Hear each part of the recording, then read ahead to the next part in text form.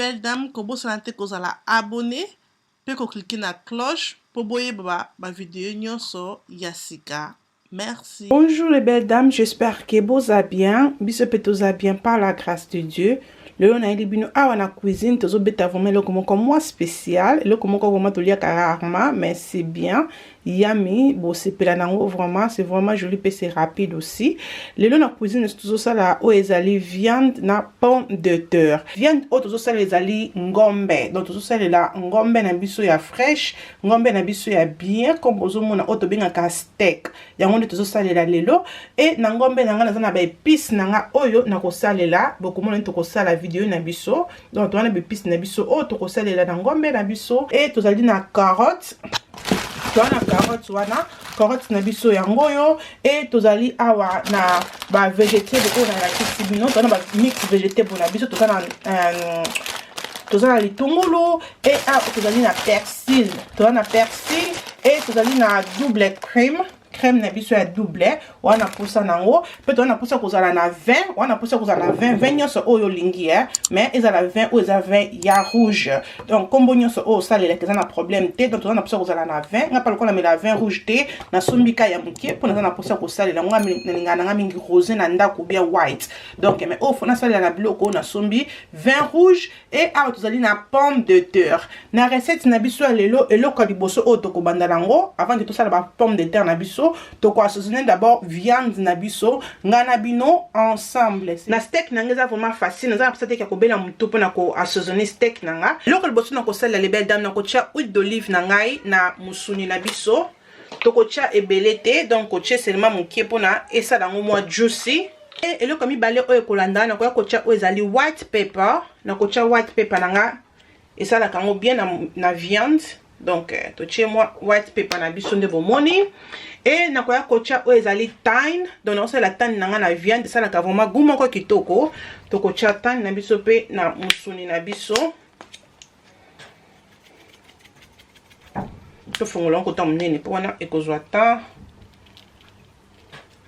et eloko oyo koya kolanda to koya kocha kaju oyo ezaka vraiment assaisonnement moko bien na misuni surtout musuni oyo ezali ya kotumba musuni ya kokalinga les belles dames okozala dessus te to koya kocha ngo na viande na biso et to koya kocha oyo ezali lata oyo tozo tia ezalaka vraiment bien comme bozomona ba assaisonnement oyo eza na kati eza mix to kocha lata na biso ezalaka vraiment na so salela ngo te meka okozala pe dessus te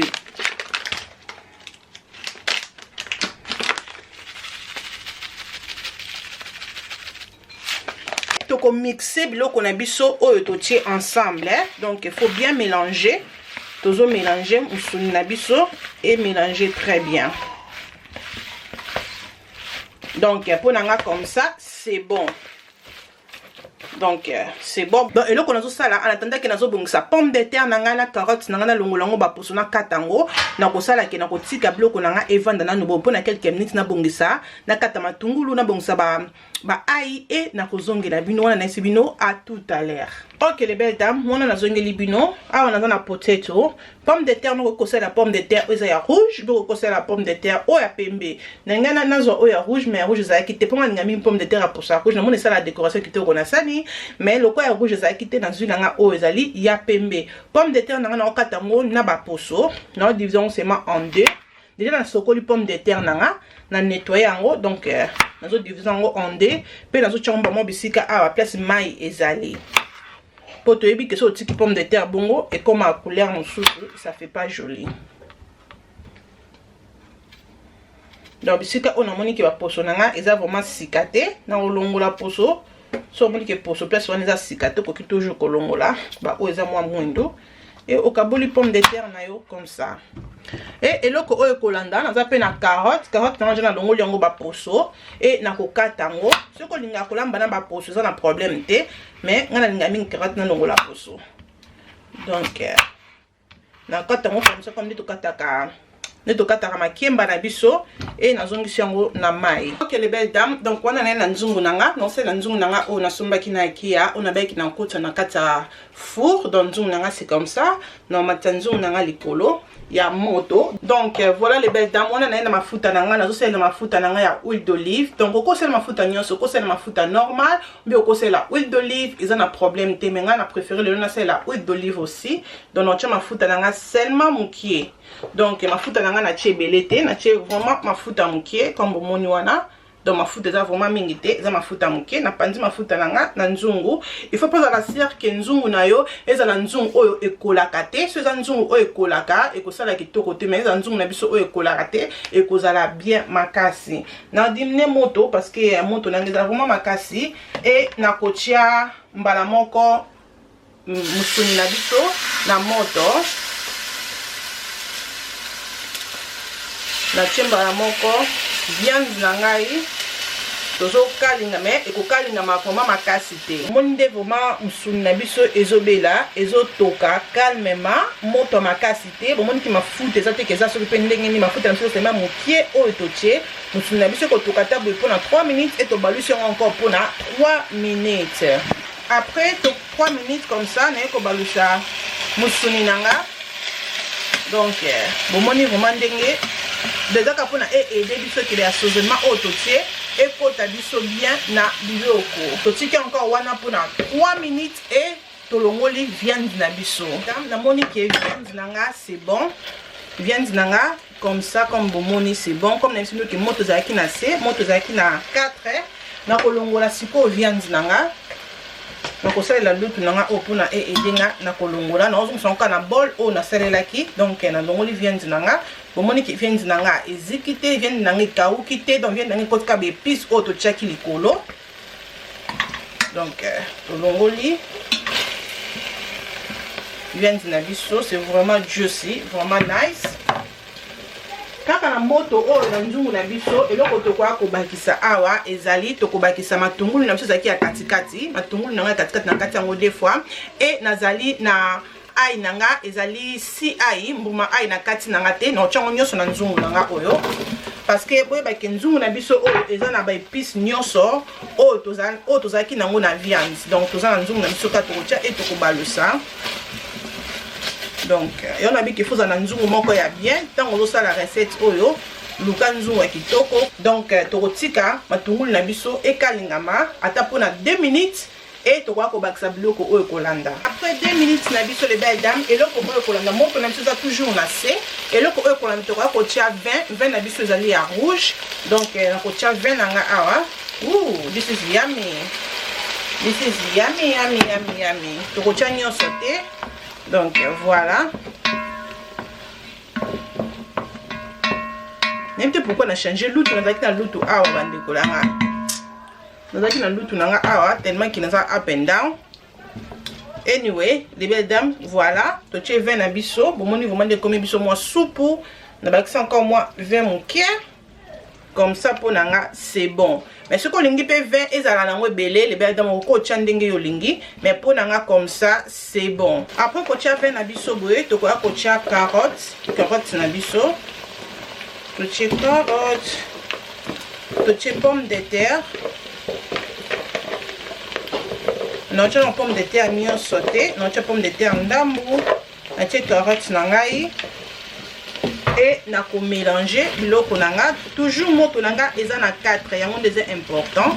Donc nazo mélanger pour goût nanga ekota bien, vin on a tie ekota na biloko nanga pe bien.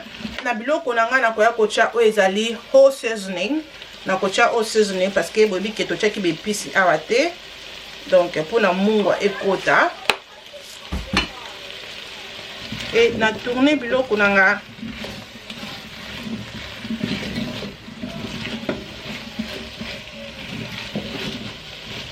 na rotika mo pona quelques secondes après na bakisa viande nanga et eloko o ekwa kolanda na koya kocha o ezali persil nanga ya fraîche na ko boa kilango persil ya fraîche wana comme bomoni ebele te ka ndambu bonde bomoni et na tourner nakoya kobwaka jumbo na ngai oyo ezali jumbo ya soso. Donc totie jumbo na biso oyo eza jumbo ya soso.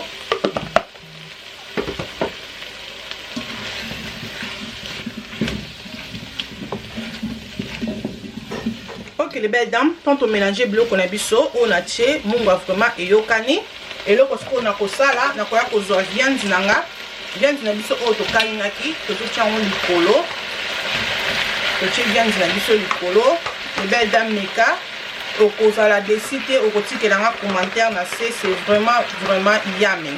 Tant on a tie musuni nanga bomoni na musuni nanga etikalaki na mwa sauce esali sauce oyo nakobwaka yango te nakobwakela yango likolo wana. Oh my god, ooh, it's just beautiful. Moto nanga eza toujours na C na 4 les belles dames pour biloko na biso ezika te. Et eloko na kosala nakoya kobakisa ba pomme de terre nanga. Nakobakisa pomme de terre nanga oyo etikalaki nakotia pomme de terre nanga likolo. Nakotia pomme de terre nanga likolo nde bomoni wana. Nakoya kobakisa mai. Tokoya kotia mai na biso yango fo mwa mungwa na eyokana soki mungwa eyokani te biloko ne kobima vraiment nice te. Donc voilà natie mai na biso. Donc biloko na biso ekoma comme ça nde bomoni. Tokopangusa avant que tomatisa yango na four. Topangusi nzungu na biso. Faut ça toujours propre hein? Donc voilà les belles dents tobakisi mai na biso biloko na biso ekomi boye. Eloko oyo nakoya kobakisa ya suka nakoya kotia persil nanga likolo. Donc nakoya persil nanga likolo ka pona décor. Totie persil na biso wana comme bomoni. Totie persil pona décor. Et eloko oyo nakoya kotia oyo ezali lata nanga nakotia ngo likolo pona viande nanga mwa sauce ko tobakisi mai. Il faut mai na biso na pesa na mwa goût. Totie lata na biso nde bomoni. Yo moko mekaka biloko na yo pona oyeba goût ya mungwa nde eza na monoko. Après kosala bole belle dame na kofinika nzungu nanga nakangi kesho nanga awa likolo na fongoli four nanga siko toki okota biloko na biso na four. Na four totia no moto na tiaki moto makasi four nanga échauffé. Après nakoya kotia moto na 170 na kotika biloko nanga boyata pona toloba pona 2 heures du temps. Donc nazo nanga pressé na tiki ngo zotoka malembe et tant kobela na kozongela bino. Et voilà na ye na nzungu nanga na kotisi yango na four na tiki nzungu nanga et tokangi wana na sibino to va checker nzungu na biso après 1 heure du temps. Wana to tie mai na biso na nzungu na biso eza ya mwa munene et nazo tia o ezali ai nanga nazo tia 5 mbuma nanga ai na kobwaka ngo na mai nanga. Et na mai nanga nakoya kotia o ezali pomme de terre nanga na sokoli yango na longoli ba poso. Nakoya kobwaka pomme de terre nanga na kati. Et nakotia mungwa mukie na pomme de terre nanga. C'est bon. Toko finika pomme de terre na biso et tozo bandesko ko sala légumes na biso pona RP comme kokende. Déjà vient c'est déjà 1 heure du temps na four. Na moto ya 150. Donc zo bela vraiment malembe. Wana sko to comme ko sala légumes na biso pour bientôt toza ko lia. Asko pona ko sala ba végétaux na biso. Et loko naza nango na beurre na ngai. Beurre na on sala les ali ya Kerrygold. Donc beurre na biso o ya Kerrygold. Yango de no salela. Donc nazo kata beurre na nga na volume on a lingi. Nakobakisa mokie boyebi ke kolamba na beurre esala vraiment biloko yummy ebongisa biloko esala biloko test vraiment ekitoko. Ok les belles dames namoni ke beurre na ngai ekadingami je peux dire et panzani eloko na kosala na naza ba mix végétaux nanga yango nde nakobwaka na kikalungu na biso tokotia ba mix végétaux na biso eza déjà ya kosokola donc na sokoli yango bien.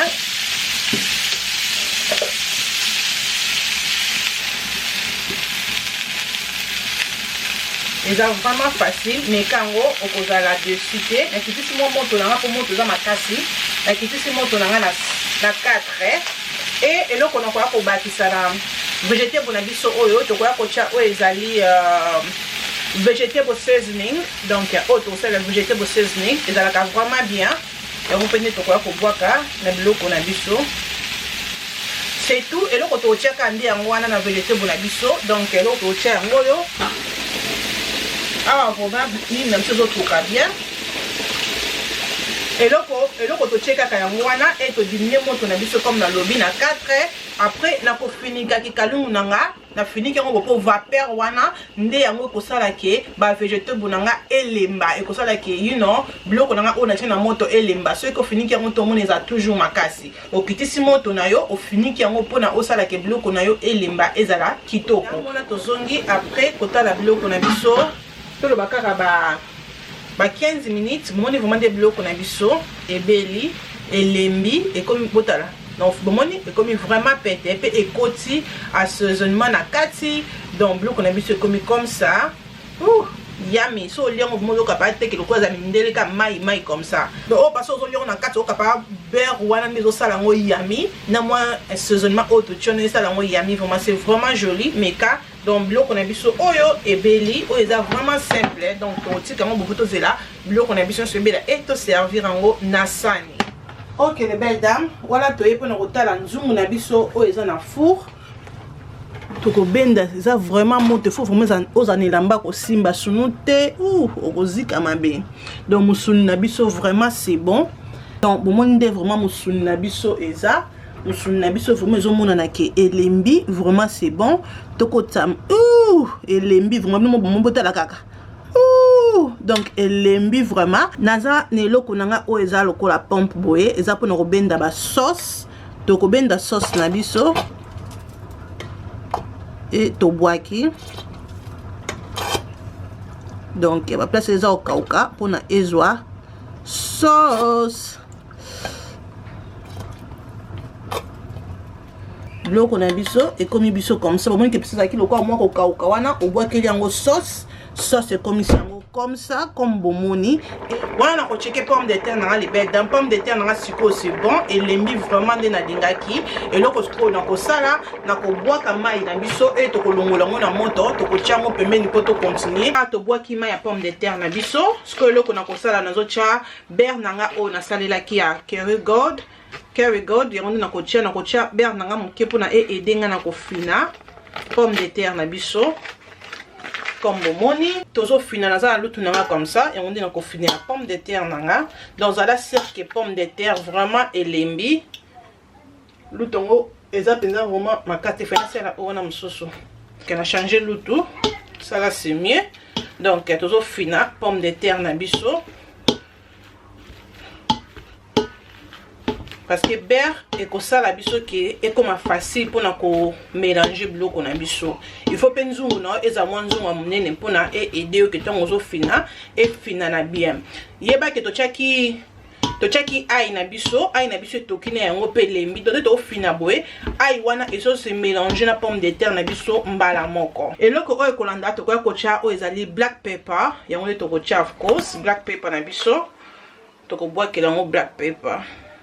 Et nakoya ko bakisa ai nanga ya poussière seulement mon qui pour na épaisse en sous goût seulement un peu c'est bon on a ko sala la crème na biso ya dabo yango yo eza double cream ba benga ngo double cream donc c'est ça yango nde na ko tia nyonso mbala moko te na ko tia ndambu voilà na tia no ndambu et na fini les belles dames mais quand vraiment okozala décider et na ko profiter pe pona lo ba merci na batu nyonso o ba mekaka recette na ba tindela kanga ba photo ko lo ba vraiment ki ba bakisi implice na cuisine na bango merci beaucoup c'est vraiment testé au moins baba na ba ko liango avec appétit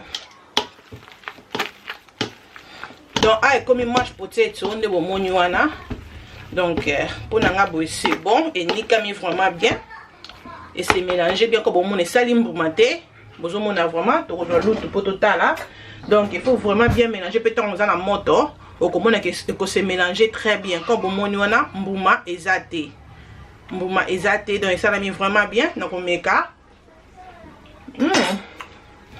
oh my god it's really nice na kozo match potato nanga na koya ko tia ngo siko na sani pona longolango na nzungu pona servir na sani ok les belles dames on a to longoli biloko na biso na four foyoka chunga les belles dames foyoka chunga oeza awa ouh donc on a tout boire que dans sauce likolo comme bon pour likolo nango et ça le quoi moko kauka pour le que va na full position moko donc on a boire que dans mon sauce.